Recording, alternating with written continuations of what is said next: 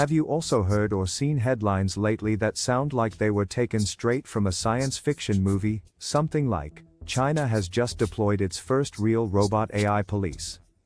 If you, like me, thought this is just another myth from the depths of the internet, then pay close attention now.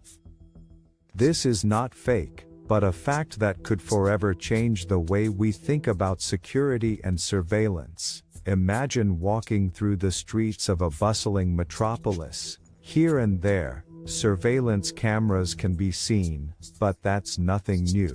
But then a robot walks along the streets. Not a toy, not a marketing gimmick, but an official part of the police, equipped with facial recognition, capable of communication, and allegedly even the ability to identify criminals. This scenario is no longer a vision of the future. This is a reality that is currently unfolding in China. But beware, we are not yet talking about robots that can arrest people or carry weapons.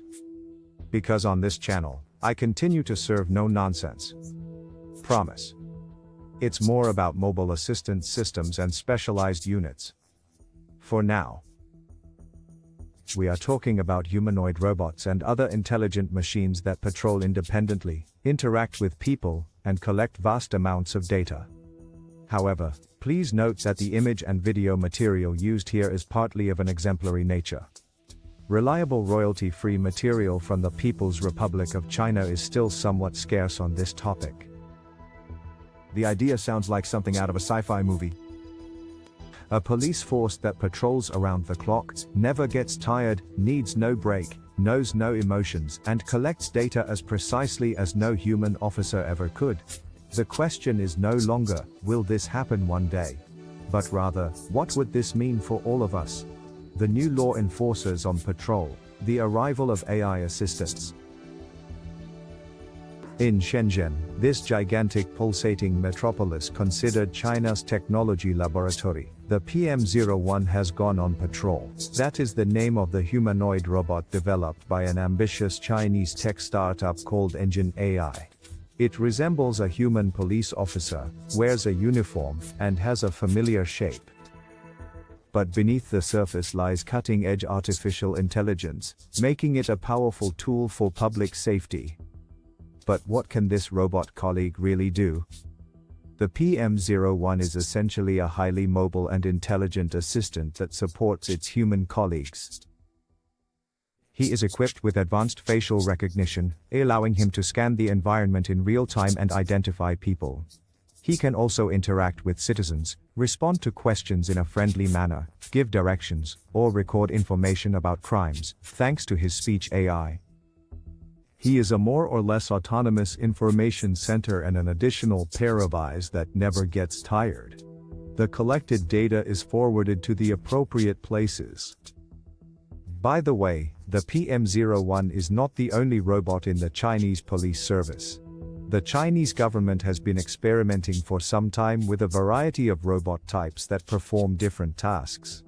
The current hype around this topic likely stems more from the now quite humanoid appearance of these robots than from the current developments actually being new.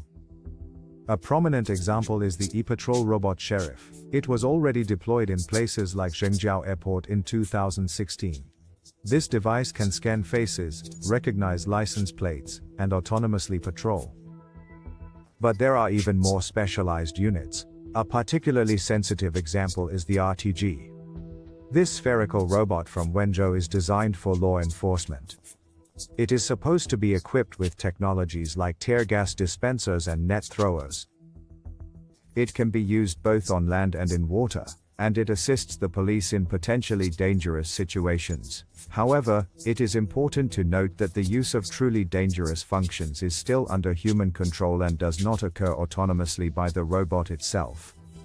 The range is broad, and development is progressing rapidly. China's vision, efficiency, protection, and global leadership. One might think the use of police robots is just a futuristic concept or an isolated experiment. However, that is far from the truth. China's commitment to this technology is deeply rooted in the national strategy. A crucial reason is efficiency. Robots do not tire. They do not need breaks, no sleep. What comes to mind about fatigue?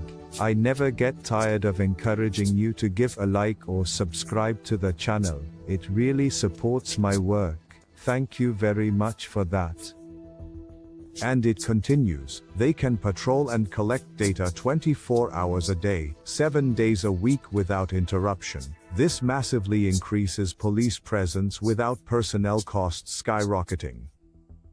In a country with such a vast population and the challenge of maintaining public order, this is an invaluable advantage. The amount of data these robots can collect surpasses anything human patrols could ever achieve. Another aspect is the protection of human officers. Robots can be sent into potentially dangerous situations where one would not send humans.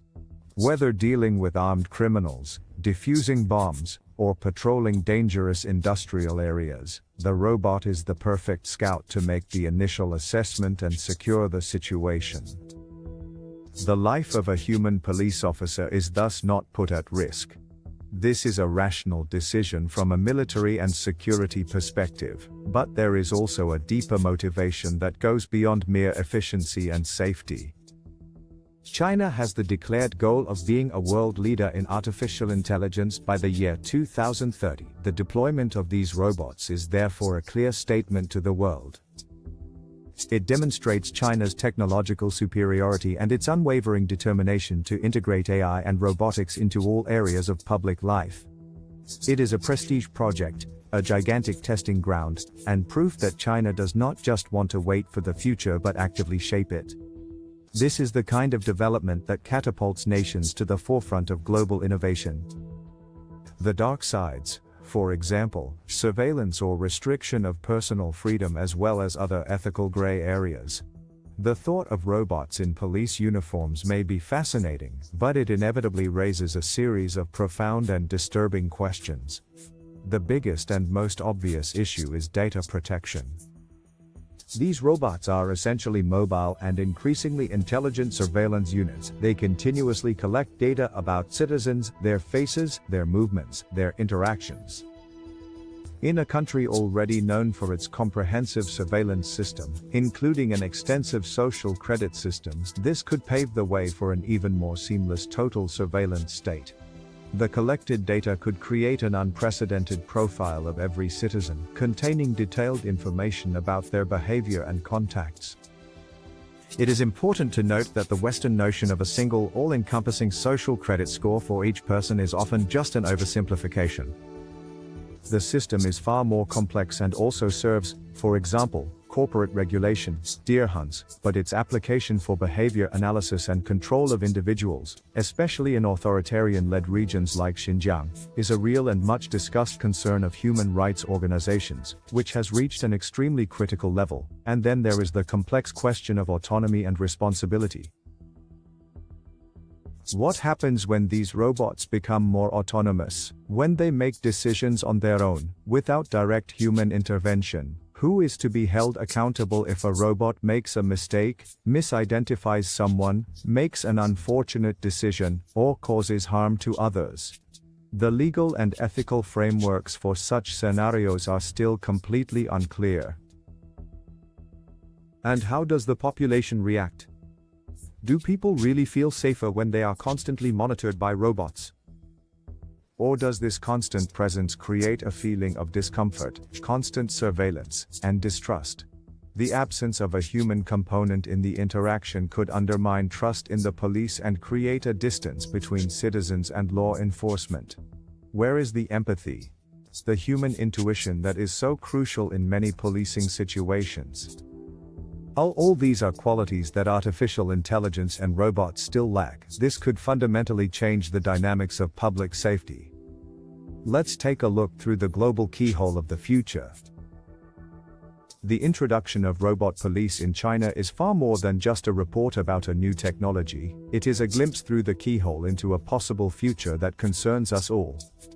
The rapid development of artificial intelligence and robotics will not stop at China's borders. Research and development in this area are taking place worldwide. In Europe, the USA, and elsewhere, AI is already being tested in the police sector, albeit under stricter legal frameworks. Predictive policing, that is, proactive police work based on data analysis, is already a reality in some cities. In London, facial recognition in public has been experimented with, and in the USA, AI algorithms for risk assessment of offenders. The technology is essentially already available. The question is therefore not whether it will come to us one day, but how we as a society will deal with it. What boundaries will we set? How can we utilize the advantages without sacrificing our fundamental freedoms and values? The discussion about AI in public safety is one of the most important debates of our time. And this trend is not slowing down. The robots are becoming smarter, the systems more complex, and each development will pose new questions that we must answer. The future of security could be significantly shaped by machines that not only observe but perhaps also make decisions.